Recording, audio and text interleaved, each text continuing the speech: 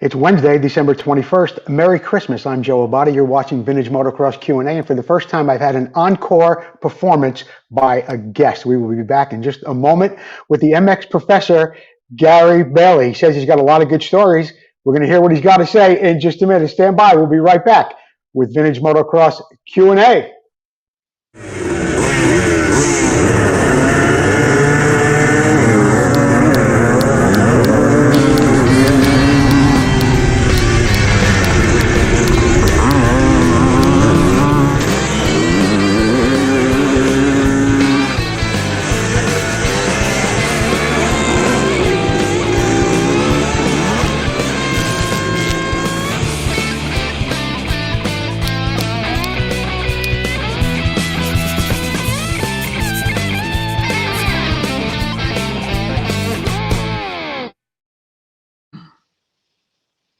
Good evening, everyone. I'm Joe Abadi, and my guest this evening is the MX professor, Gary Bailey. Gary, thank you for joining me tonight. Yeah, it's just glad that you're having me back, man. The last time we talked was pretty cool.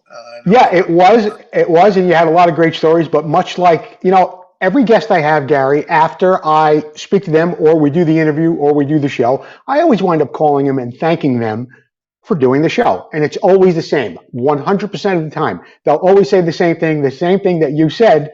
After we got done, I remembered a story that I wanted to tell you. And I always tell them I'm going to have them back on, but I don't always get a chance to do that. However, with you, I have made an exception and made the time to do that. So we're going to get right into your stories. But Gary, first, before we get started, I got to thank some of the people that make this show possible. Motion Pro, some of the best tools, cables, and controls since 1984. Vmxq, keep the ride going with over 1,000 products in their catalog. Racer X Magazine, the best magazine for motocross on your newsstand, now also available online. Preston Petty Products, the International Motocross Museum, Tiny's Towing, Northwest Mako CZ, and of course, Full Circle Racing. And now we can get back to the Professor Gary Bailey. Hey, Gary, you sent me a list. You made my job pretty easy today. And the first thing you had was, let's see, it says, I want to tell you some good David stories. So if you got a good David story, we could start right there, and then we can go on to fire extinguishers and ice racing and all sorts of things from there. Hey, don't forget to keep sharing the show, everybody. Share the show whether you're on Facebook or you're on YouTube. If you're on YouTube, comment Motion Pro, and somebody's going to win a beautiful little ruler just like this, very handy to keep in your toolbox. Keep sharing the show. It'll be a random share giveaway. Gary, what happened? Tell me a good David story. Oh man, this one probably tops all of the ones that I could think of, and there was a lot of them. Really? David's about 12 years old. Yeah. I'm driving a motorhome, 24-foot with a 24-foot trailer behind it. Mm-hmm. Was my workshop and carrying my bikes and stuff. And we're on the turnpike. I believe it's in Indiana, and we're cruising along, doing about 60 miles an hour on the turnpike.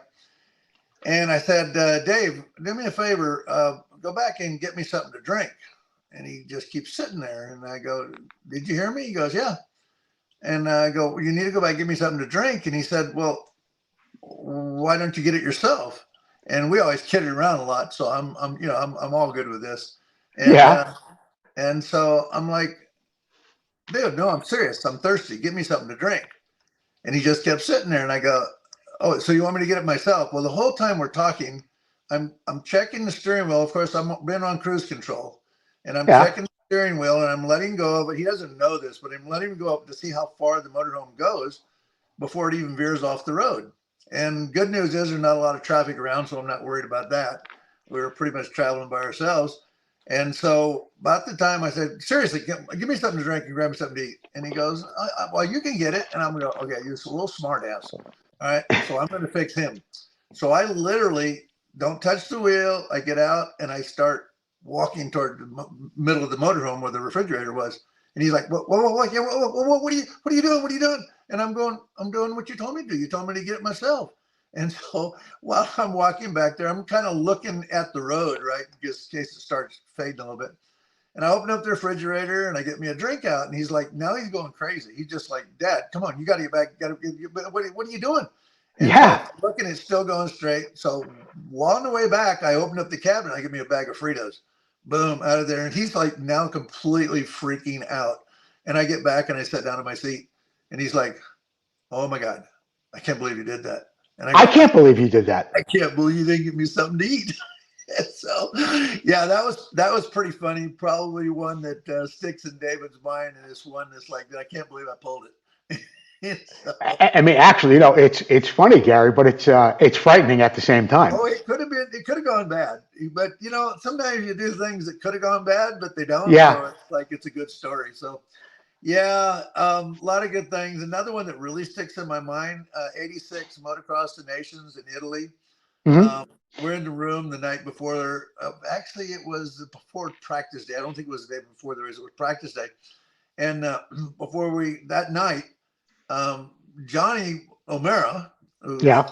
Johnny, obviously very good friends, he has taken a fire extinguisher and he took it and he kind of shot it underneath the door in our room.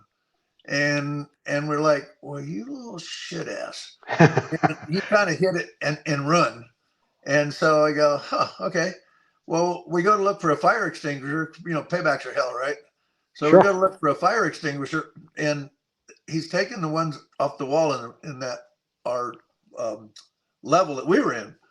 And I go, okay, so Dave, I'm gonna find one. So I went down one of the other floors, and I got a fire extinguisher. And I come back, and David and I walk over to Johnny's door, and we literally let it go underneath the door. I mean, just the whole extinguisher. I wasn't saving nothing. Well, they're hollering like, no, no, no, don't. So finally, they open up the door, and their room is covered, completely covered in this way. I mean, everything. Well, to make the story even better, and the reason they also had a window, so they were able to open and get out on the balcony because they couldn't even hardly breathe inside there. Right. So we're looking at everything in the room is white. So we're just kind of laughing it off and all like that. Well, the next morning, Johnny comes down with his gear bag, and as he sets the gear bag down on the floor, he kind of drops it. There's this Yeah. big of white stuff, and everybody's laughing because everybody had kind of heard the story already. And the worst part is he had just laid out all of his riding gear for that day, and so everything's covered in white. It was a pretty funny story. Roger didn't see any humor in it at all. Was he there? Did he see what was going on? Roger was pissed because he knew the story and what happened, and he was pissed because the management was pissed, and a couple of fire extinguishers going off inside their motel is probably not really cool. So, yeah, so No. they weren't too happy. Roger wasn't happy, but everybody who's sitting there at breakfast in the morning and knew the story was just laughing so hard they couldn't even stand themselves. So, yeah, so that was a good, fun story, and there's just so many of those. David and I spent a lot of time together, and had a lot of great times. One other one that's really kind of great. When I first moved to Virginia, about a year after we were here, the big lake at Sugar Tree, it frozen. And I always checked it. We'd throw big rocks out on there to see how solid it was. Sure. And I decided we were going to go down there with this mini bike and ride on the lake with the mini bike. And David's like got no interest in this at all. He's going, this is a really bad idea. So we go up the top, come down the hill, and fortunately it was a good gradual into the lake. And we into the lake, and of course you got to have your feet down. And when you hit the ice, you're just kind of skating a little flat track and skate until you finally stop over on the other side of the lake or somewhere. So finally I get David out there, and David goes out and he does a little because it's kind of if Dad does it and he doesn't fall through it, it's no problem for me. So he's out there and we're having a great time. And this one time I started as fast as I could go, and I'm heading down to the lake, and where the water's coming in, it's thinner. And of course I'm sliding and I can't stop. So it's like, oh, no, no, no, no, no, no, no, no. And then next thing I know, it breaks through the ice, and the mini bike goes in, and I'm in, and I'm just like, ugh. Good news. Did it go on? The mini bike went right underwater. You and the mini bike? The mini bike's gone. It's gone in the lake. And the good news is it's only about 5 feet there, so I'm almost neck high, going, trying to get out of there, and managed to get out of there. Knew we got a tractor, and pulled the tractor out there and put a hook down and hooked the bike and lifted the mini bike out of there. And anyway, a great story, a lot of fun. Just crazy things you do, and you go, these things could go really bad, but at the time when you're having so much fun, You don't think of Yeah. things like that. So, No, I guess not. Now, you mentioned Lake Sugar Tree and yes. down that area. Uh, the Coombs family was down there. They had a track there as well, or was it that track? The Coombs were there at that track? No, No. no, not at Sugar Okay. Well, Tree. then I got my stories confused. I guess they had a track in another area down there, and I just wanted to know if you guys had crossed paths with the Coombs family while they were promoting races down there, and did you race Oh along yeah, with Davey at and that time? the track. Are you thinking of you thinking of the track where Bob Gill did the jump over the lake? Is that when you're thinking about? Could be. Yeah. I just wanted to no. I just wanted to see if there was a corresponding story with No, Davey and the Coombs family that had to do with you and Gary, and did you no. guys race together at all at that time? Yeah, yeah, yeah. No, I mean, yeah, obviously there was, both doing the races and stuff, but not together like that. So I Okay. don't, I don't know where that was going, but I don't know where it's going either. You know what, Gary? You had to jump on here. We jumped on here quick. We didn't have much time to prepare, yeah, no, so no, we we're figured good, we'd we're good. So we'd shoot from the hip a little bit and see where this little interview was going to take us. You know what we're going to do? We're going to take a quick break. We're going to hear from Vinco, and then we'll be right back with more Gary Bailey. uh, Vmxq, who already has a full line of vintage parts, now has air shocks that are an exact duplicate of the original air shocks so popular in the late 70s. So whether you're looking to build a full racer or museum showpiece, these shocks will give you that incredible 70s look and improve your bike's performance. These new air shocks are fully rebuildable with Vmxq rebuild kits, and all shocks are hand assembled in the USA with all new components. Every component is brand new. Just like the originals, our air shocks are adjustable with 2 chambers, high and low pressure, giving you tremendous flexibility for settings of your bike suspension. The Vmxq air shocks come fully assembled and ready for installation. Just add air or nitrogen. The kits include the manual and spacers. Visit Vmxq.com to check out the air shocks and all that Vmxq has to offer to help you get back on track and to keep that ride going.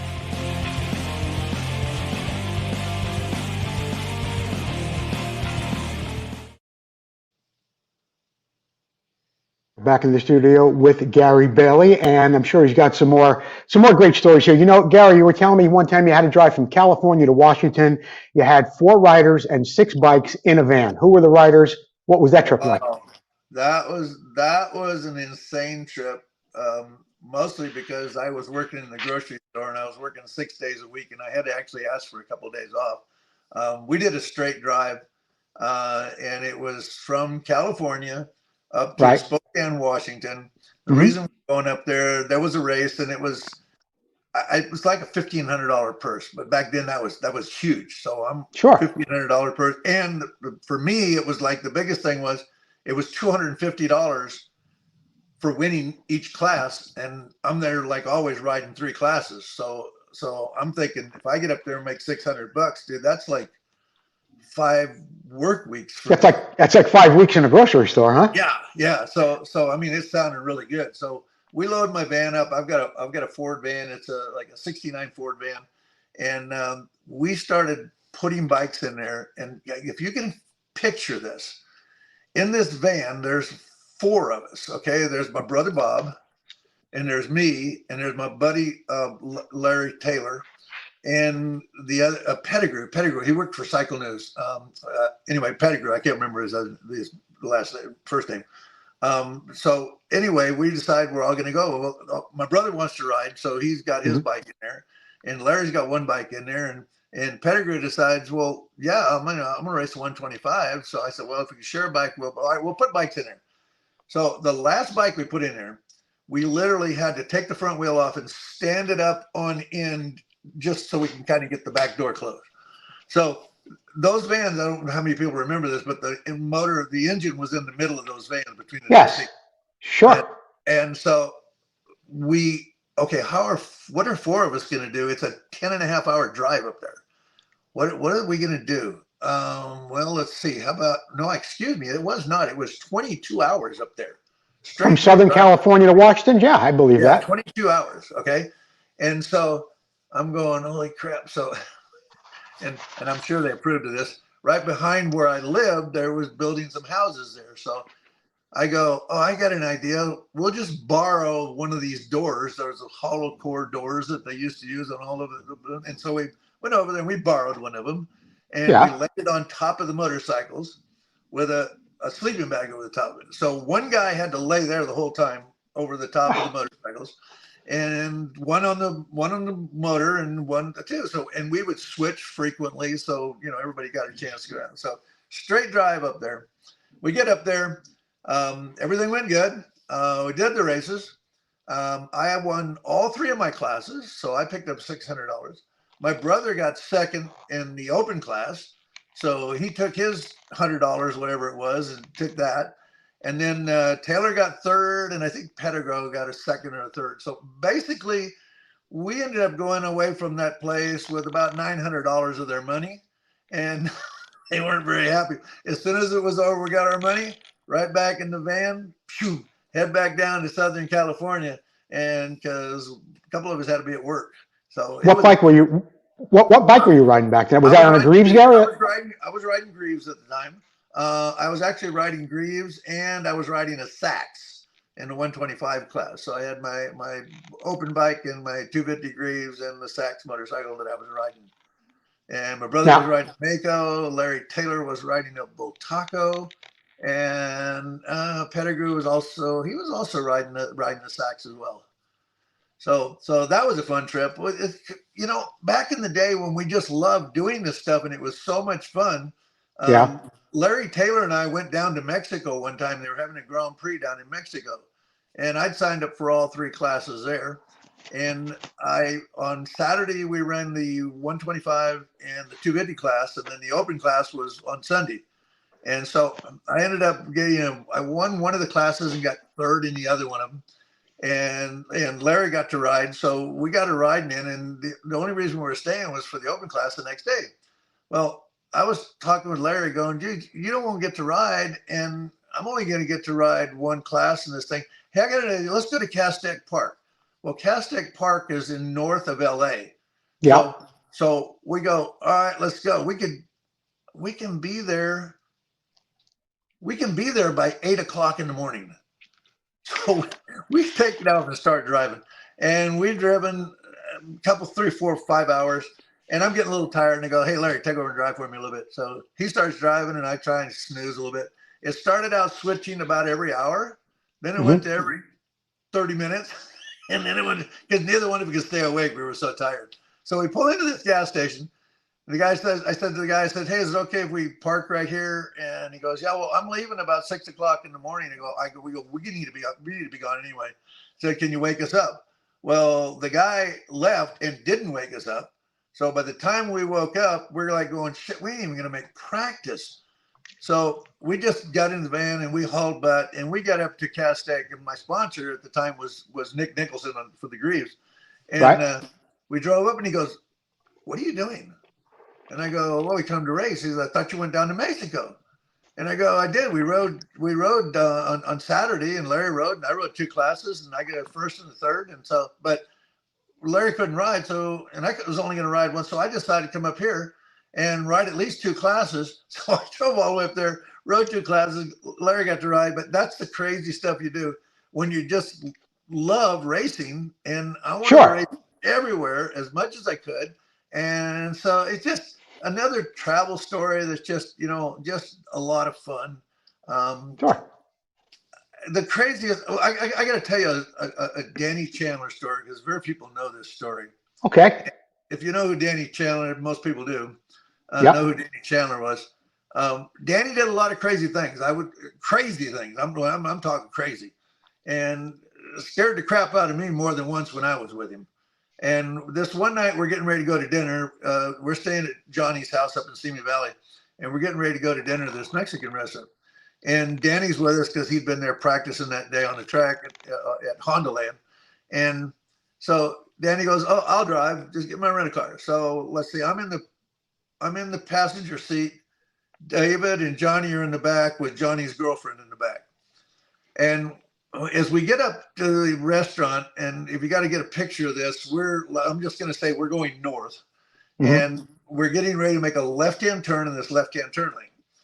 And right as we're looking, the Mexican restaurant is right on the corner. All right. So when we're looking out of the car, the Mexican restaurant just to our left, right here, just ahead. So as the light's getting ready to turn green, Danny goes, and this is a typical Danny Chandler, "You're not going to believe this shit." And we're like, oh my God, what the hell is he going to do? So the left-hand turn light turns green. He steps on the gas, and literally the center, the island you're supposed to go around has a post on it that's saying, one way, pointing the arrow. He centers it up, dead centers it up, wide open, hits it, and the underneath of the car hits the curbing, and the car goes a little boom, and there's people all standing outside of the restaurant, like waiting to eat. Okay, and we hit the thing, and everybody's looking this way. Danny goes up, turns around the back of the restaurant, pulls in there and stops, and we look. There's a trail of oil completely behind us. He's got hit the pan underneath the thing and busted the pan on the bottom of the car. This is on a rental car, Gary? It's not a rental car. So we're walking around, coming around to the restaurant, and everybody's standing on the porch going, "Dude, did you just see that? This car just come around the corner, and he was wide open. He hit the sign and went up over the curbing, and it was the craziest thing I ever seen." And we're like, "Really? Whoa, we missed that." Nobody knows that. So we do the restaurant, we get out of the restaurant, and we're heading back, and he starts the car up, and it still runs. Oh, that's good. I wonder how long it'll run. I don't know. So we think it's got to be 8 miles back to Johnny's house. And so we drive this car all the way back to Johnny's house. There's no oil. I mean, the thing's quit oil and everything. I don't even know why the car's still running.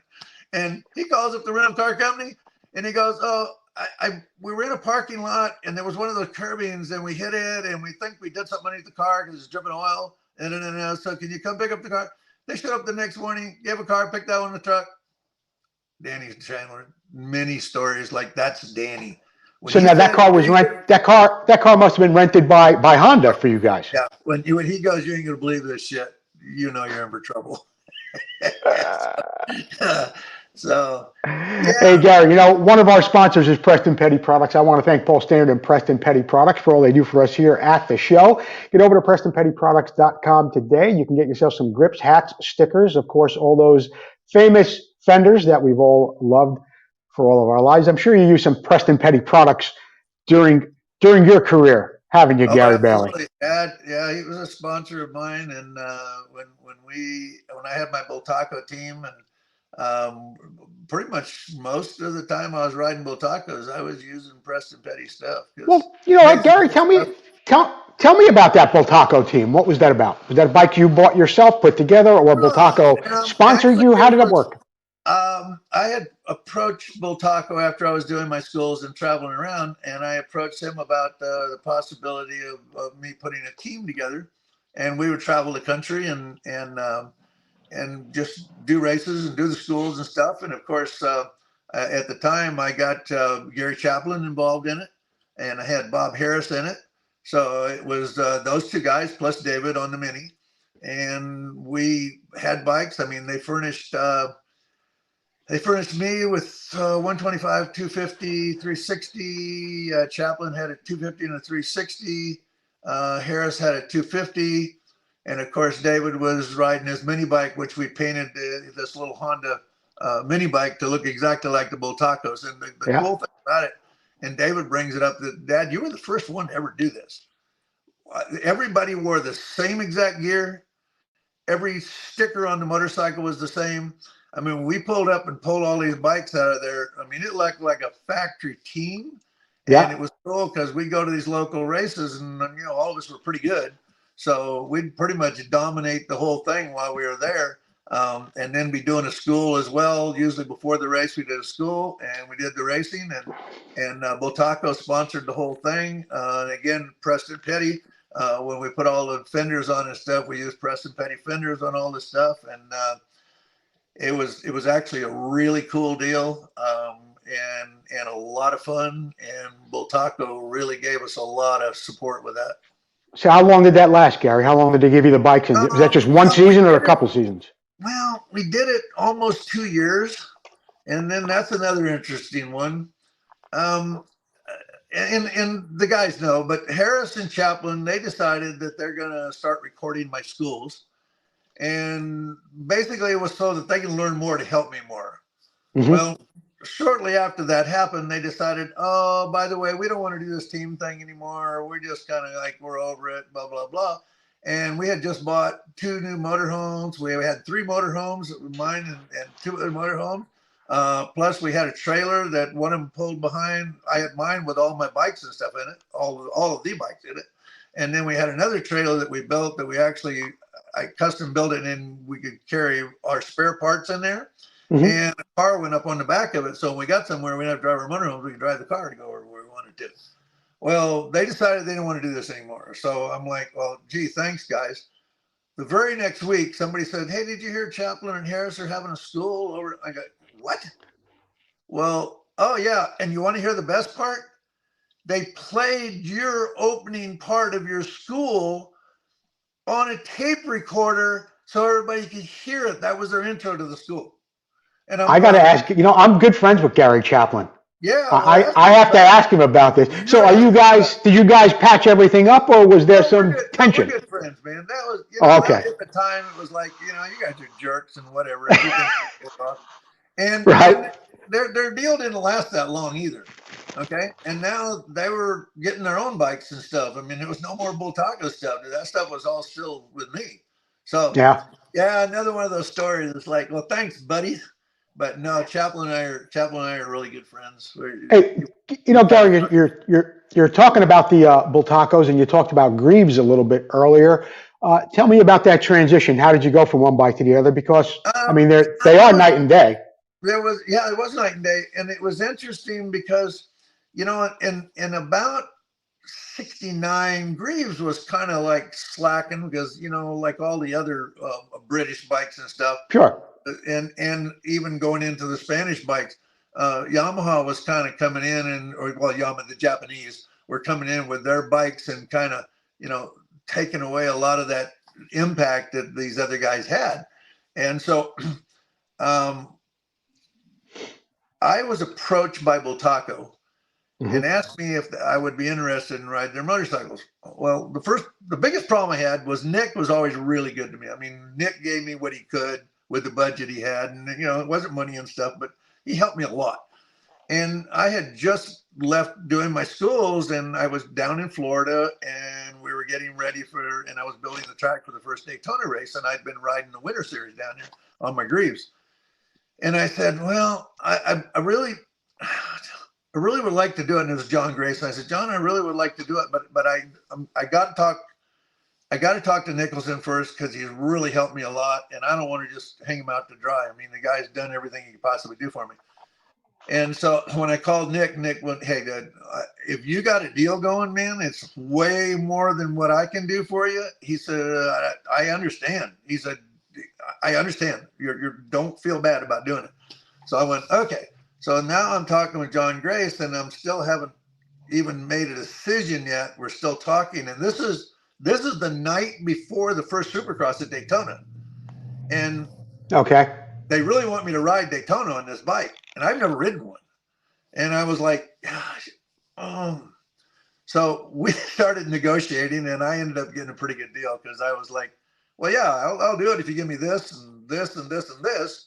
And they're like, okay, anything else? And I go, well, I'm going to need a new vehicle, and if you can help me with that. And they go, yeah, we can help you with that too. And I'm like going, okay, it's a done deal, because I wasn't getting anything basically from Greaves but some motorcycles and some parts, because that's all in the Nick could afford. So that night at 11 o'clock at night, I signed a deal with Bull Taco.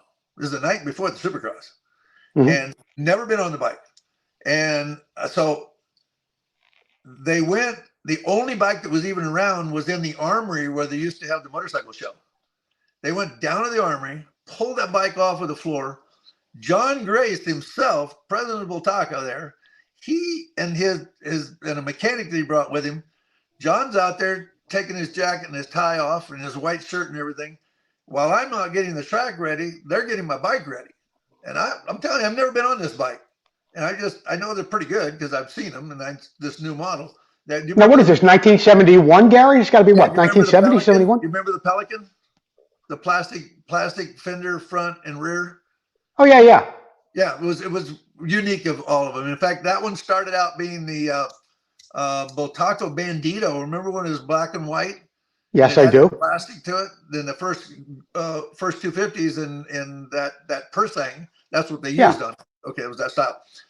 And so practice come, and I went out there for practice on this bike. First time ever road practice on it. Thing was fast compared to my Grease. It was fast. Handling was a little different. I kind of had to get used to that. I went out there and won my heat race, and I thought, doesn't get much better than this, right? And I ended up getting third in the main event. Gunnar Lindstrom won it. I can't think who was second, but Gunnar Lindstrom won it, and I got third. So that was kind of my start with Bultaco, and it was a good relationship. I was 10 years with him. We did a lot of great things, had a lot of fun, and that was a good time. Gary, let me ask you this. You were obviously with David throughout his career. We know him as a Honda rider. I know he spent some time on Kawasaki as well in the early years with Bultaco. Were there any other contracts that he was ever offered that you knew about, or that he turned down for a certain amount of money? Was there any opportunities that maybe you think today, well, we should have done that? Well, again, let's talk about the time frame, okay? We're talking about David won the Amateur National Championship in 1978 on a Bultaco. That was run at a track right at Atlanta Motor Speedway. And the year before that, he, on his Bultaco, this was on his open bike, he won the 250 class in 78. In 77, the race was at Sugar Tree, and he won the first moto, hands down. Got ready for the second moto, and he hit the gate, went over the top of the gate dropped, landed on his foot. Pulls the guy, lifts the gate up, gets his foot out, takes off. Of course, now the championship is gone because there's no way these guys are gone. He did end up finishing and getting the 6th overall for that, but so much for that. So Bultaco is now kind of at the end of its run because now the Japanese are really taking over this whole thing. So like all the Spanish bikes started going down. So we had an offer from Kawasaki. They had approached us. One, they were very interested in the schools, and two, they had seen that David was looking pretty good on the Bultaco his first year riding the Bultaco. And so he got an offer from Kawasaki. It started out just kind of in fact, I think he was one of the first Team Green riders. I think he was the first Team Green rider, if I'm not mistaken. And that's when Team Green was starting to get going. So they went with my school program. They went with David. David then had an opportunity to start riding one of the factory bikes. He was actually, we went to a race and we really wanted to ride our practice bike rather than the race Kawasaki, the factory Kawasaki. Why is that? Practice. He came in from practice, and I'm like, Dave, what's going on, man? Why you don't look good. You don't look like yourself. He goes, Dad, that bike is so fast. It's so hard to ride. I've never gone that fast. I don't know how I can ride it and go that fast. I've never been that fast. It's scary to ride. And this is the 250. My bike, yeah, it's better as far as like a lot of things, but it's just like even the suspension. He goes, if I hit that stuff on my stock bike, I'd probably wreck. But the suspension and the motor, and it's lighter, and it's hard to ride. And I go, I said, I'm telling Dad, I could go out there with my practice bike, and I'll guarantee I can go faster than I go on that thing. And it wasn't because the bike wasn't good. It's because that's the difference of the level between this production bike and this factory bike. So he had some pretty good success on the Kawasaki. And then Roger DeCoster had contacted us about the possibility of him going to Honda. Well, being in Team Honda, I mean, let's just talk about it back then. Just being on Team Honda was like, that's like an honor to be even asked to be on. You know what I mean? And that's because the bikes were just so good. And so we finally ended up going with Honda, and he never really had any offers. Other than that, there was some consideration with Kawasaki when they found out we were going to make the change. Yeah. But I think it was pretty much a no-brainer. David was almost like, Dad, I don't even care if they pay me. I'll ride that thing. Yeah. It was a good bike. Yeah, It was a so good bike. that was good. And I think there's a couple of other things that people don't know. David's first earned number, do you know what it was? His first I AMA do. earned number? I'm sorry, I don't. You know, okay. You probably saw a lot of pictures of me riding number 93 because that's what Yeah. mine was for a long time. Okay. Yeah. David's first earned number, and this is we're watching it on the thing because like we're down to like the AMA is going to post this, and we do it number 93. My first earned AMA number was 93. His first AMA number was 93. You couldn't make that happen. I don't care what you did all year long. So for the first 93. So now David and I, here's David and I. David and I made a 5-year plan. Okay, 5-year plan.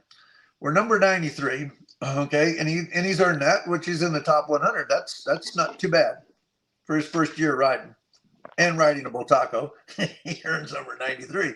So we go, our goal is to be in the top 50 next year. So we end up with number 45. Oh, that's pretty good. Okay, we cut it. Basically, we cut it in half. Right for where?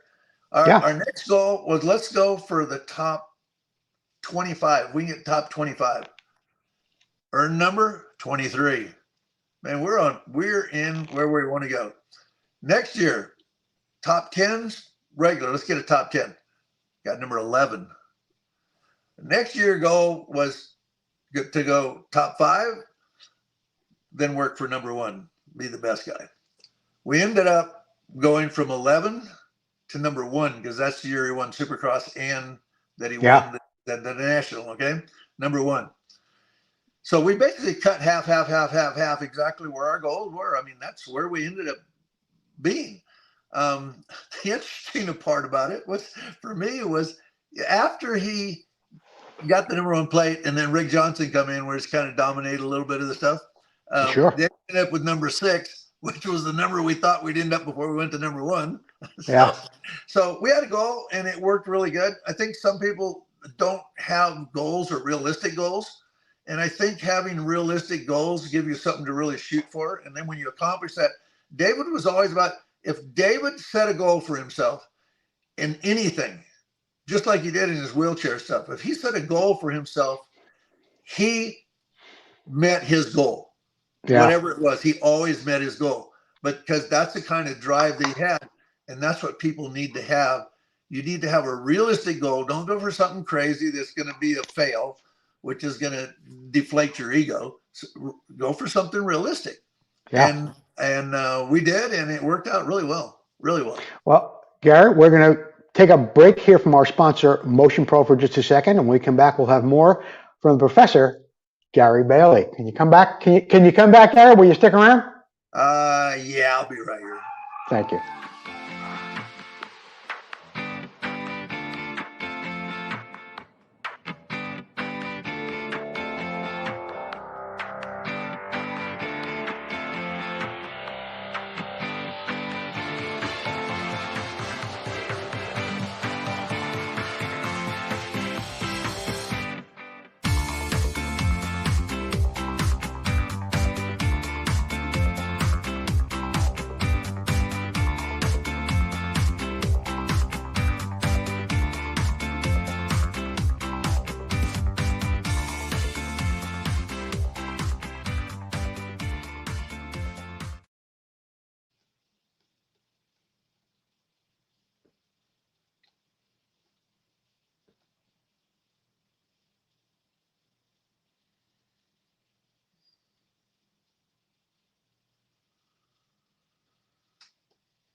A Slack Setter Pro.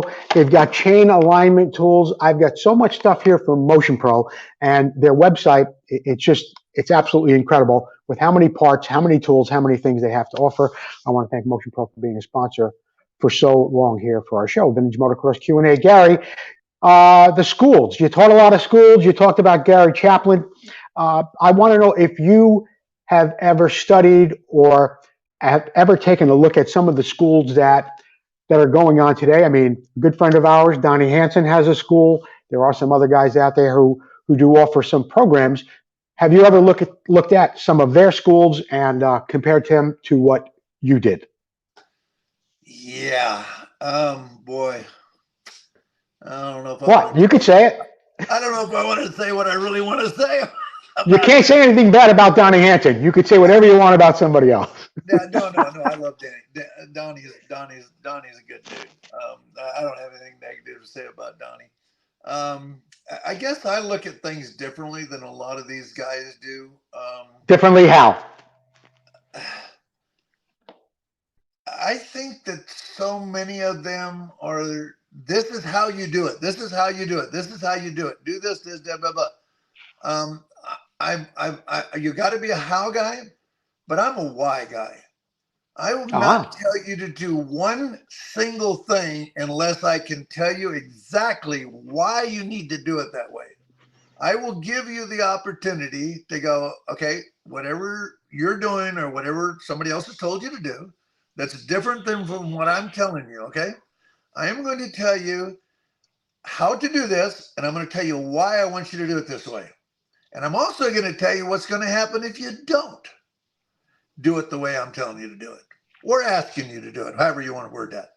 And so I let them do the section, and then I come back and go, tell me, was I right? What did you feel? Tell me what you felt. Tell me what was different about what I just told you and what you were doing before. And we have a conversation about it. And I think that so many of these, there's so many guys teaching schools now. It's just mind-boggling to me. It seems like, number one, everybody can't be everybody is not a teacher. No, everybody is not cut out to be a teacher. You're exactly correct. And what I tell you what I admired about McGrath. I read somewhere, or I heard somewhere, I don't remember because it's so many years ago, okay? But I remember somebody saying something to him about doing a school. Mm-hmm. And I remember him saying, man, I know how to go fast, but I don't know that I'm a teacher and can tell people how to go fast. Yeah. And when I heard that, I admired that guy so much to go, yeah, you are number one, dude. You are definitely, you got it all. But to describe to somebody in detail exactly how you do it, that's not easy to do. And you have to really take time and analyze and look at everybody, and every rider is different. We can look at the top 10 guys, and they all have something a little different. There's some little thing about each one of them that's better. Yeah. And if you don't know all the details and every single thing about it, I get frustrated when I watch, God, I don't want to mention names, but I watch a video of this guy teaching. And he said, this is what I did all week long before I went to my Supercross race. Yeah. And that's all I did for 5 days. And then I went to my Supercross race. But he didn't leave out the part that, yeah, I went to Supercross race and I didn't even qualify. I didn't even make the program.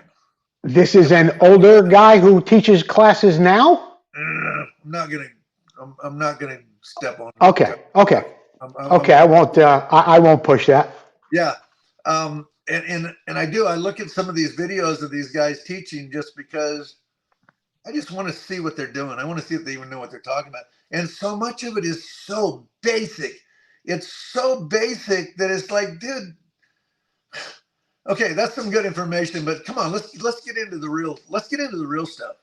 Yeah. I don't hear people explaining when I watch this video. They're not explaining why. They're just telling you, oh yeah, when you go over the jump of to get the front end down, just make sure, yeah, you got to get the bike flat in the air. Well, I do that. Well, we don't tell them that. Oh, tap the rear brake. Tap the rear brake. That is so, You want me to tell you about let me tell you about tap the rear brake. Okay. This was back in 1983. And where did it come from? It came from David and Johnny out trail riding. And I was videoing this whole thing. They're trail riding and they're climbing this big, stupid, steep hill with ruts all in it and everything. That doesn't even, like, most people are going, hell, I ain't going up there. All right. And so they're going up it, and David and Johnny are doing it. And it's a little sketchy kind of at the end because it's got a little kicker lip on the top. And David goes up there, and all this is on one of my videos. In fact, it's on trail riding, the original trail riding tips, which, by the way, is on my YouTube channel, which we done and talked about before. I have a YouTube. We're going to talk about that in a minute. As soon as you finish up this thing, I do want to talk to you about the YouTube channel. Okay. So David is going up there this one time, and he hits this lip, and he's straight. I mean, it looks like he's going to loop over backwards. He's straight up in the air like this, and the hill's kind of like this, and he's like, and it's like, oh crap, he's going to loop out. And all of a sudden, the bike just goes, and the front end goes down, and he lands up top. And Johnny's sitting down at the bottom of the hill, and I'm sitting over here on the side of the hill, and I go, Johnny, did you just see it? He goes, dude, I thought he was going to eat crap. What happened? I go, I don't know, but that was insane. So David comes back down. We're like, David, what the hell happened to the? He goes, I just tapped the rear brake. And when I tapped the rear brake, the front end went down. Now nobody's doing this, okay? This is nobody even knew this. And so he's like, what? And he goes, I don't know, dude. I tapped the rear brake. It just dropped the front end, and I didn't loop out. So now they're trying to go up the hill, and they're working on this. Get the front end high and drop down. Let's see if we can try to loop out and not. And so they were playing on the hill. Anyway, that was how that kind of started. And I remember the next weekend we went to, and I think it was Anaheim we went to after that. And there was this big, stupid jump that threw the bike clear up in the air. And it was pretty sketchy. David ended up doing it in practice. Yeah. David did it in practice. There was several of the riders that were going, dude, you just see that? And it was kind of a conversation around about what he did. Well, about 3 or 4 months later, Rick Johnson is standing and we're talking alongside the track. He's like, what are you looking at? And I'm like, I'm looking at all these guys, everybody tapping the rear brake. Everybody's tapping the rear brake over these double jumps and stuff. And he goes, it's kind of ridiculous, huh? He says, it's like a child with a new toy. He goes, they've all seen this happen. They all heard about it. And now every jump, everybody has to tap the rear brake. And I'm laughing, just going, Rick, you got it right. It's like, they think it's hang on a second. Only way. Hang on one second, Gary. We're going to be talking about your YouTube channel. I do want to know more about that, but right now I want to thank my sponsor, Full Circle Racing Limited. That's Tom McAllister. Get a hold of Tom McAllister, whether it's your on-road, off-road, vintage motocross. He's got some great deals up there on rims, spokes, tires, lacing, and truing. Be sure to get a hold of Tom McAllister at Full Circle Racing. Also, another one of our new sponsors is Tiny's Towing. You're hearing a lot of good things about Tiny's Towing. You can get a hold of them at area code 862-703-8500. That's 862-703-8500. And Tiny's Towing. He's running bikes anywhere from Chicago to New York, from New Hampshire to Florida. Tiny's Towing. You got a YouTube channel. You know, you're an older guy, Gary, but you are up to date on everything. You're happening. You know where it's at. What are you doing on YouTube? What are you doing there? Yeah, I'm a happening guy. I like technology. I kind of just enjoy something new. I kind of enjoy a little bit of a challenge. And I started a YouTube channel, and I thought, I have all these videos that I've shot since David started racing. And most of them I never recorded over because we want to go back and look at it later. And so I have hours and hours and tons of videotapes from the VHS tapes to when I was shooting for Moto World and stuff, those big old huge tapes where you had to carry the recorder and the camera around. I did that for 3 years for the Moto World, and it was a lot of fun. But I do have a lot of videos from all that stuff, and it's kind of neat. And I've started editing them, and some of them just more natural, just editing, like, you know, you get the camera and sometimes it's shooting at the ground and stuff. I basically take those shots out. And I've got just posted all of the old races from back when David was riding, and now a lot of the newer stuff. And eventually I'm going to get to all the years that I worked with Cooper Webb and Barsha and Tortelli and all those guys. I mean, I've worked with a lot of top riders.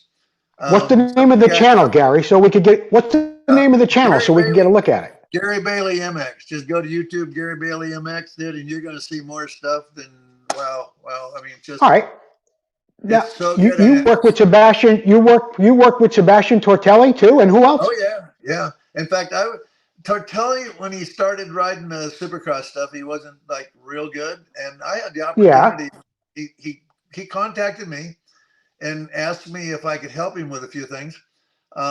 There's one of the videos, I don't know which one it's on because I get so many of them, but there's one of them where I was working with him, and it was really a good day.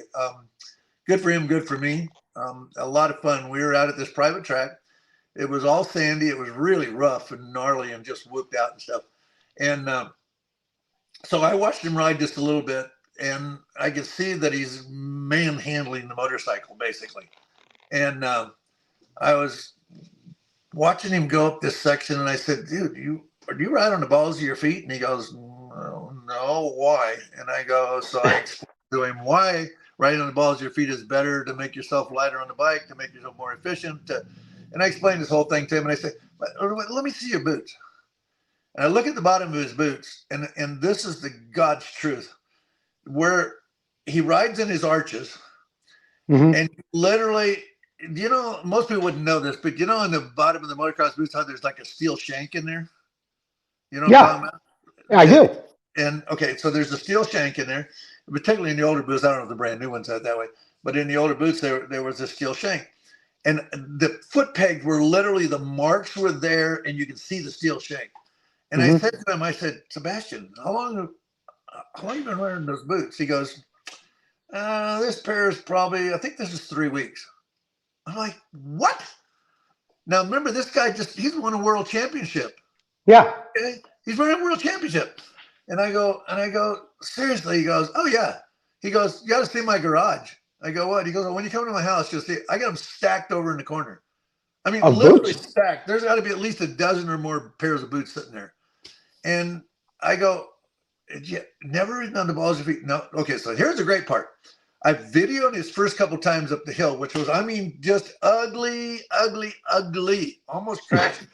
I mean, it scared the crap out of me so much that I stopped him.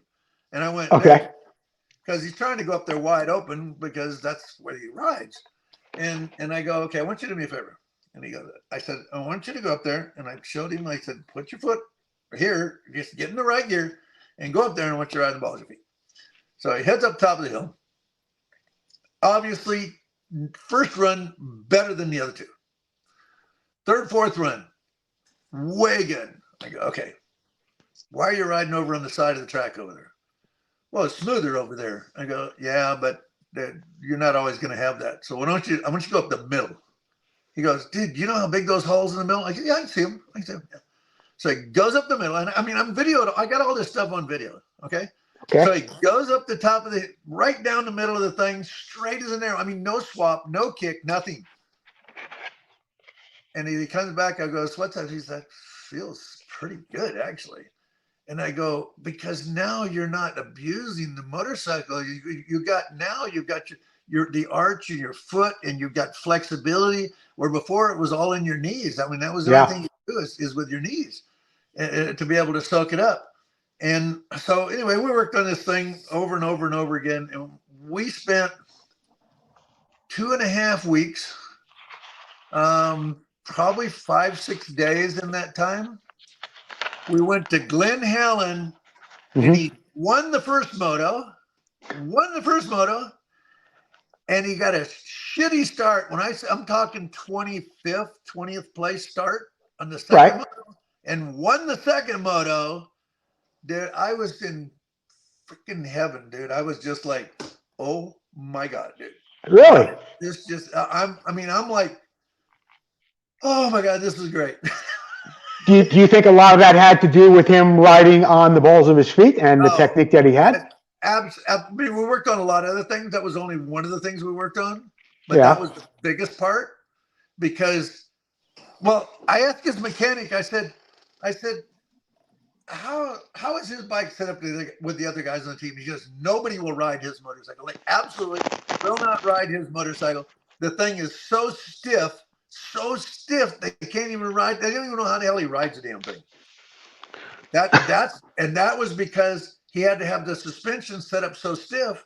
And see, we have the suspension changed too, which is Right. another thing I'm sure that helped him to be able to be good at everything we did, and we talked about so many things, but it would just, I worked with Tortelli and it was a good time. We had some good success. But this, to me, this is what drives me. I love working with a rider. I love seeing the progress. The progress is like, when I do it, I'm getting paid. That's nice, but the reward is to see the improvement.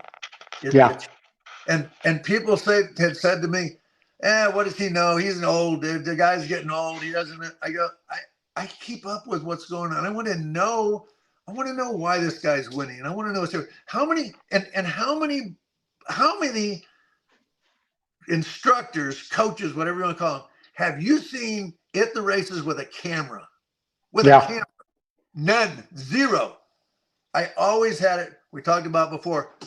Football used the visual from all the rest. They used that. Go back and look at it so that their team members can see what's going on. The good stuff, the bad stuff, what works, what doesn't work, and that's what video does. And for me to be able to analyze a video and to find the fine line difference between what this guy's doing compared to what guy's doing.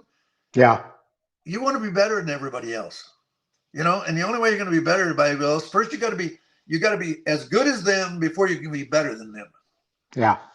So, Gary, I don't think I asked you a question about this man the last time we spoke, but you rode a Bultaco, so did he, and it's one of the only schools I had ever taken, and it was absolutely fantastic. Jim Pomeroy. Did you ride along with Jim Pomeroy on the Bultacos? Did you guys cross paths during your careers? You want to know something? Yeah, I want to know about Jim Pomeroy. Yeah. Oh, the reason Jim Pomeroy was with Bultaco was because I got him the ride with Bultaco because I want to know all about it, Gary. Oh, when did it? Okay, I'm teaching schools. I go up to Yakima, Washington, or whatever that place is. Yakima, yeah. Okay, and I'm doing a school. Well, Bultaco had told me, hey, while you're traveling, if you find any guys that really look good, let us know, and we'll get a hold of them and see what we can do, and to help them out. Well, I saw Jimmy ride. Well, it wasn't at the school, but it was at a race. Yeah. And I was racing with it too. And I saw how fast this kid was. And I was pretty impressed talking with him. And he just seemed like a really cool kid. So I got a hold of John Grace and I said, hey, dude, I just did this school up in Washington. And there's this kid, Pomeroy, Jim Pomeroy. And I said, and he was riding for one of their dealers up there. And I said, you need to get a hold of them and you need this guy because this guy is, I'm impressed. And so that's kind of where the whole thing went, how he got his ride with the factory is because I was telling him, you got to grab this guy. Yeah. Particularly up in that area, there's nobody up there that's even close to this guy. Yeah, I mean, he was winning absolutely everything up there. And I forgot who it was that put the deal together where, or maybe it was Brad himself. Brad Lackey went up there to race with Jim Pomeroy. And they became friends, and it was Brad who told Jimmy, "Look, you're the fastest guy in Yakima. You're not going to, you're probably one of the fastest guys there is, but you're not going to win any championships in Sunnyvale and in Yakima. So you got to get down to Southern California and spread your wings a little bit and get out there." And that was probably right around that time where you helped him out with the Bultaco ride too. Yep. So So that was kind of cool how I ended up with the ride, and we were pretty good friends, and yeah, look at what he did. Yeah, and you know what? As I said, it was the only school I had ever taken, and it was absolutely awesome. And what Jimmy would do is he would explain what you should do, let's say on a little drop-off jump, and then he would do it on his bike, and then he would do it on, and then he would do the same thing on anybody else's bike there. 125, 250, 500, Mako, Bultaco, it didn't matter. He would do the same thing, same technique on a different bike in that same section. So you got the sense of it's not you, it's not your bike. This is the way you do it. Doesn't matter what bike you're on. And so the way he explained it when I took the class, and that was like all day long. It was like 9 hours. Let me tell you something. Yeah. Yeah, I hear you talk about this because I did the same thing a lot of times, but here were the best ones, and I have some photos of some of this, and when you see them, it's pretty hilarious. I'd be doing a roller whoop section, all right, like more like rollers rather than just whoops, and we had some here at Sugar Tree, and I'd say there was 7 of them, 7 big rollers, and I'd go down through there and go through it pretty good when I was riding really well. And so one of the kids would go, yeah, but you're on this 250 and it's da da da da da da. And the dad's standing there, this kid is telling me, and he goes, yeah, which I'm sure it's a lot easier on a 250. And I go, really? Yeah, probably. And I go, which bike's your kid riding? And he's riding this Kawasaki 80. I have pictures of it. Riding this Kawasaki 80, and I get on this Kawasaki, and I just come through there, and remember, I'm pretty big on it, and it's just been, you can imagine me on this Yamaha 80, okay? Sure. And I go down through there and just kind of just like wheel tap them a little bit all the way through. I come back and I go, so what's the problem? I'm not sure what your problem is here. And everybody in the whole class was just looking at like, that was pretty cool. And then in that same section one time, I got a picture of a Kawasaki on a 60. And I went through this section. Everybody was just like, how did your suspension not even bottom out? But I loved jumping on somebody else's bike as soon as they said, yeah, but it's because you're riding blah, blah. And when I get on their bike and do it, that was just, I'm laughing the whole time at myself, just going, yeah, so what's your problem? Well, you obviously your technique is very, very good. It worked, and you could do it pretty much on any bike to show that it works. And that was my point with Jim Pomeroy as well. Gary, we're going to take a little bit of a break here from one of our sponsors, the International Motocross Museum. We'll be right back with more stories from the professor, Gary Bailey.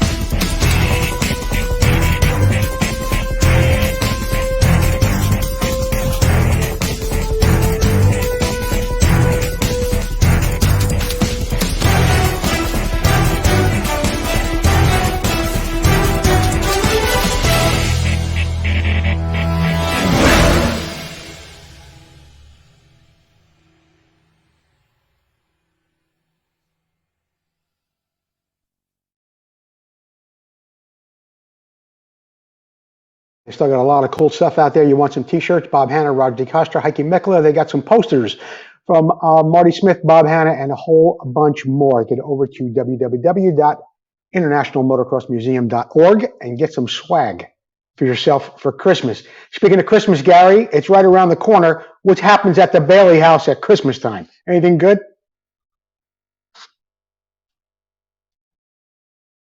Oh, I can't hear you, and I don't know why. Gary, I can't hear you. Is the commercial still running for the International Motocross Museum? Uh-oh.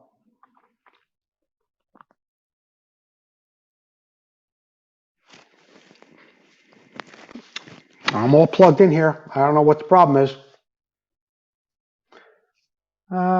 da, da, da, da. Okay, it should be working now. There you go, Gary. Don't touch any more buttons. No, I didn't, man. It red lighted on me. All right. I was saying it's just about Christmas time, and I want to know what happens at the Bailey house at Christmas. Anything good? Yeah, good food, and some cold weather. Well, I stay in the house, so it's not too cold in here. Yeah. And just try to enjoy all this Christmas. It's great. My mom's coming in from California. My mom, 98 years old. Yeah, dude, check it out. You're looking at me like, wait a minute, you're like 80 years old, and your mom? What are you talking about? Wow. Yeah, I had no idea.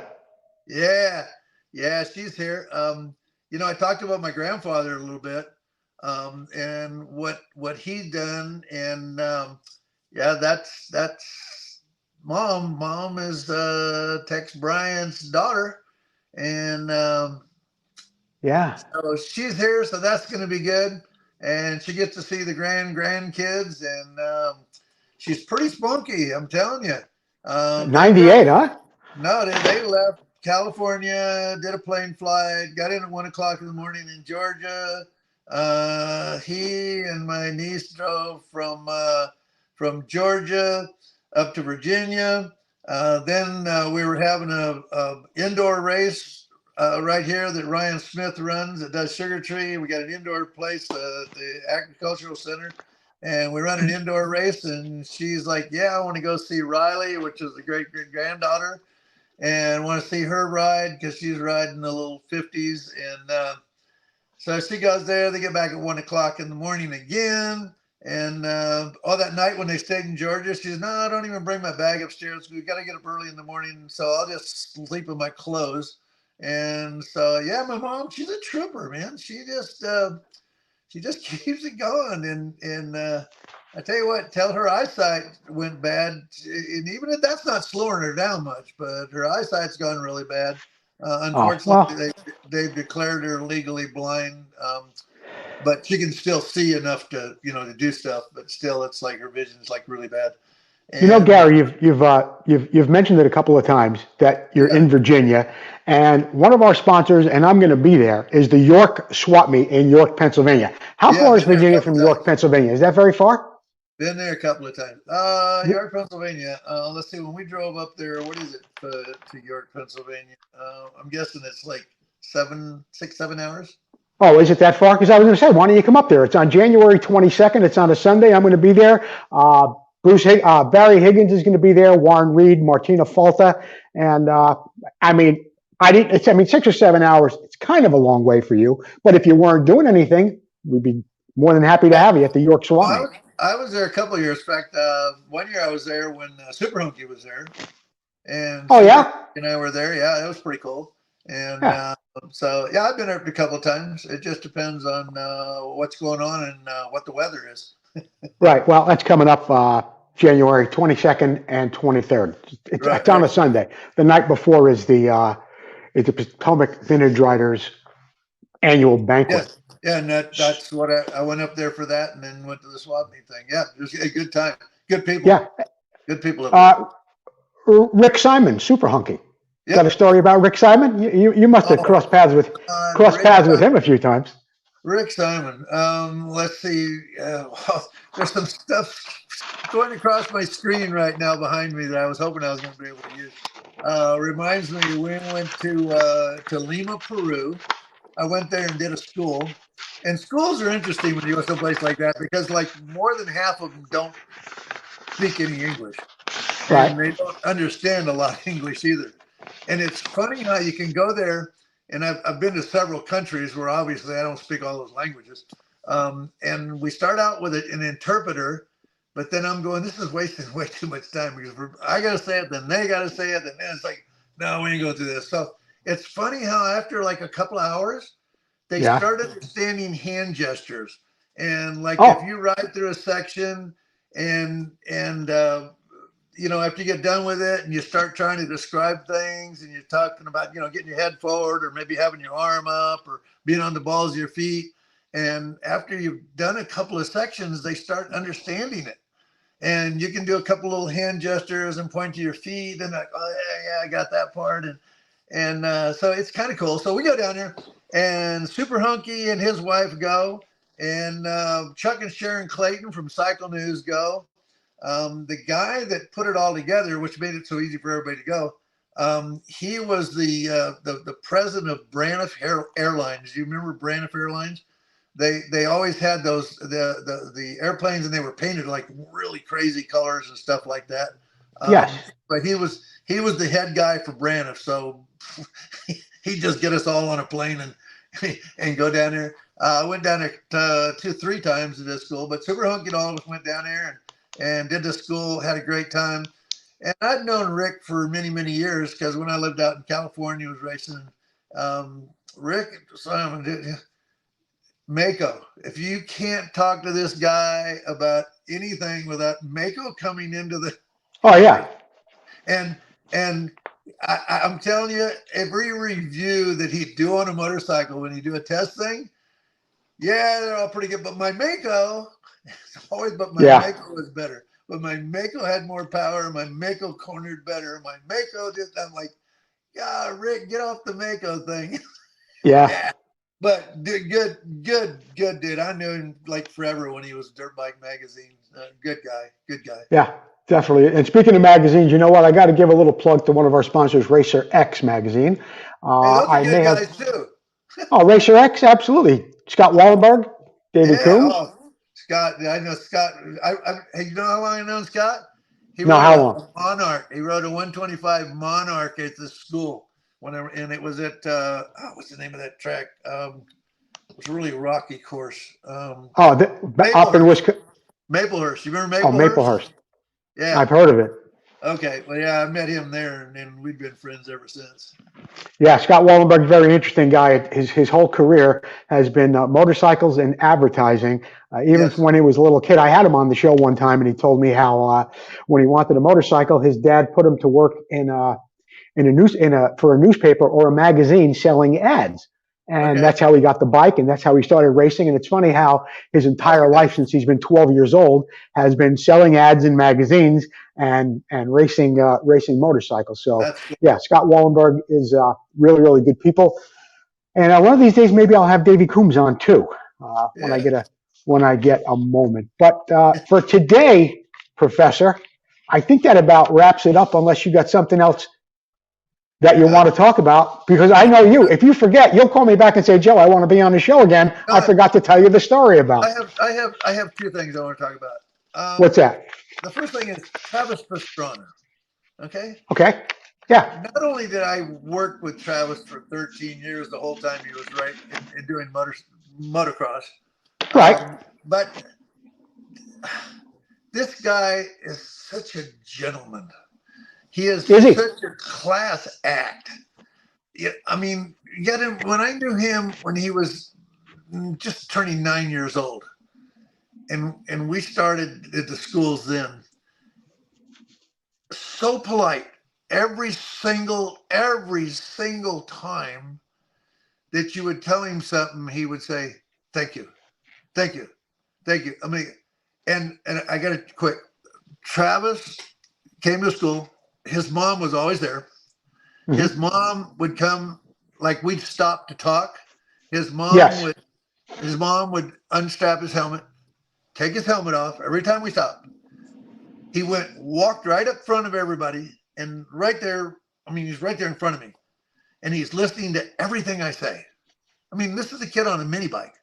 He's listening to everything I say. And when I get done, sometimes he go, okay, so let me understand what you just said. He's a little kid. Let me understand what you just said, because I want to make sure that I understand. And I would go and explain it to him. Okay. So he'd go back over, his mom puts the helmet on. I watched this for 2 or 3 days at school. It was like a 5-day class. And I said, Travis, have you ever put your helmet on yourself? He's like, no. I said, well, can you? And he goes, I don't know. I've never tried it. So he puts his helmet on. Yeah. And I said, I'm going to show you how to strap your helmet. And so I had my helmet on. I said, do exactly what I do. I said, take the 2 straps, take the little loops. I push through there, and he pushes through there.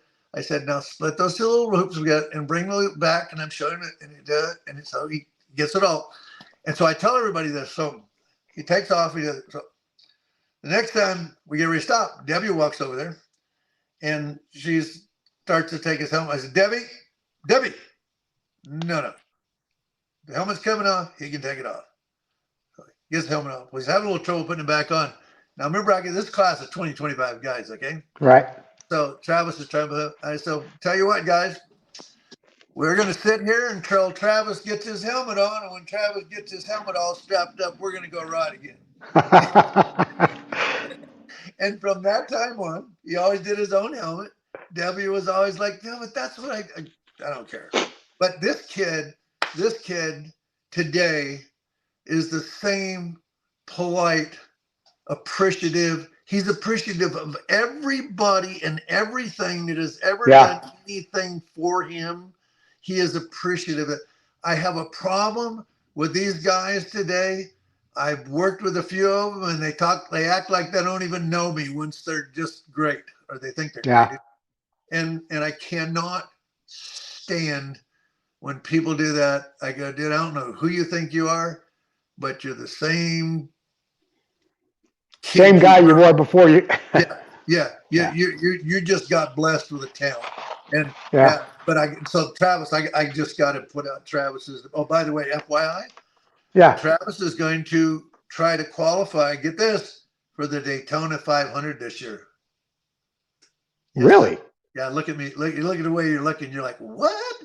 Yeah, he's got a ride with the 23 team.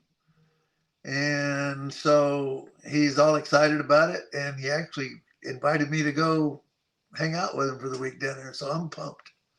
The Daytona 500 car race. Yes, sir. You got it. I know you're. I'm not really up on NASCAR and Daytona. Who's the 23 team? Who's that? That's the team that Michael Jordan started. Oh, okay. It's with Denny Hamlin, the number 11, and they got the 23 and the 45 car. And so I don't know he doesn't even know what the number of car he's going to drive yet, but it's going to be a Toyota. And he's going to qualify for the Daytona 500. Wow. So you know what, Gary? When he told me this, I said, hey, listen to me. You got to understand, this is not a rally car, and you can't run into the damn walls. Well, obviously you can't argue with the success that Travis Pastrana has had with the choices in the career he made. You think he should have stayed with motocross a little bit longer in Supercross? No, I think he made the right decision. You do? He never would have. He never would have got the notoriety that he has now. I can tell you now. I can talk to people that don't know anything about motocross. Yeah. I can ask them if they know who Travis Pastrana is. Yes, you know. And they do. You know who Ricky Carmichael? No, I don't. Never heard that name before. But so he went the right direction with what he did. I wish he would have stayed with motocross another year or two, because I think we could have won a championship. And I don't know if you know it, but I can't think of the year. But Carmichael, that one year when Travis was kind of right there with Carmichael, Carmichael admitted that he's the only guy that he was worried about beating him that year. And that's why he wouldn't let me video him when they were at the practice track or anything, because he's like, no, if Travis gets his act together, he's the only guy that's going to beat me. So that was kind of cool. Interesting words from the greatest of all time, really. My last thing is, guys practicing. I have a problem when people go practice, because I don't think they practice. I think they ride. And if you want to be better and really improve, first you got to know what you're trying to work on to improve. And I look at a rider, and when I always ask a rider, I said, and I'm just going to pick a name out for today. If I'm working with somebody right now and I see him go through a section, I stop by and go, so do you know anything about Tomac? Yeah, a little bit. What do you like about him? Well, he's fast. Well, that's pretty obvious. This is no brainer. I want to know more about it. What else can you tell me? When he goes in the corner, can you tell me what his body looks like? Can you tell me what his head looks like? Can you tell me, by the way, what finger does he use on the clutch? Oh, I don't know. Do you know if he uses the clutch? No, I never pay attention to that. I'm like, dude, you got the best riders in the world right there. All you got to do is watch, freeze frame it, stop it, look at it. You can see. I mean, how can you not see that? You got to analyze a ride. I want to be like that guy. Okay. Then you got to do and look like that guy before you can be like that guy.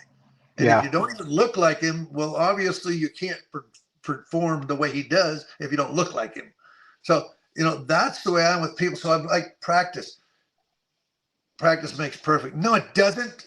Only perfect practice makes perfect. You got to learn how to practice.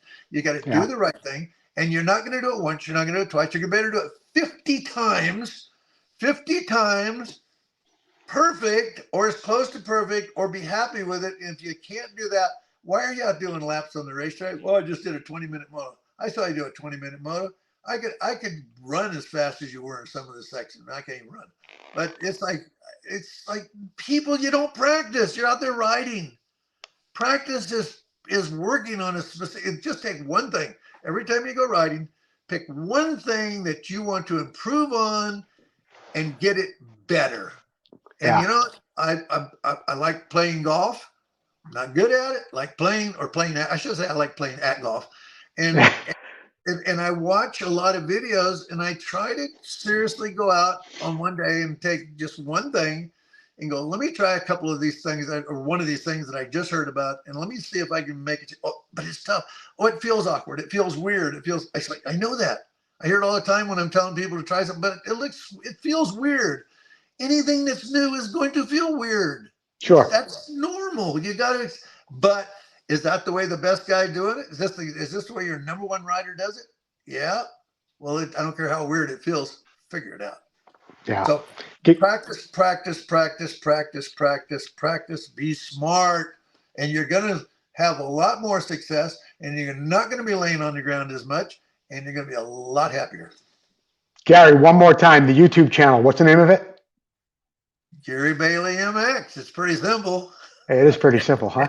And it pops up, and there's going to be more video on there than you can possibly imagine from back in the day till now. Looking at some of the 80s races where there was 6, 8, 10 guys that could win at any single time. Those were the days. Those were the days. You didn't have one or two guys running away with it. Really, Gary, I want to thank you again for being my guest today. We got to jump for now, but I want to wish you and your family and your mom a Merry Christmas. And you know what? I'm going to give you a call. We'll talk a little bit more. Maybe we could get you to come up to the York Swap meet in January. That'd be a lot of fun if you could hang out with us there. Okay. Yeah, everybody. Thank you so much, Gary. Merry Christmas. Yeah, thank you for having me on again, buddy. I really, really, really enjoyed it. Merry Christmas to you and your family. You're very, very welcome. And the rest of y'all watching, have a blessed and Merry Christmas. Thank you, Gary. See if I can get this right now. I think I could. My guest tonight has been Gary Bailey. It's always a lot of fun speaking to him. We've got a couple of things to talk about here. We still got a great book, Discovering Six Days by Keith Geisner. You could always get a copy of that. And the Motion Pro book. Well, I call it the Motion Pro book. It's not the Motion Pro book. It's When Honda Went Dirt Tracking. It's by Chris Carter, who is the founder of Motion Pro. This is a fabulous book. Over 600 pages, over 65 interviews. You might want to get a hold of that whenever you get an opportunity. Also, my guest next Wednesday is going to be David Dewhurst. We'll be talking about his new book, The Golden Era. Motocross, The Golden Era is the name of it. But for right now, once again, I hope you enjoyed the Gary Bailey interview. Merry Christmas to you and your family. And we'll see you next time on Vintage Motocross Q&A.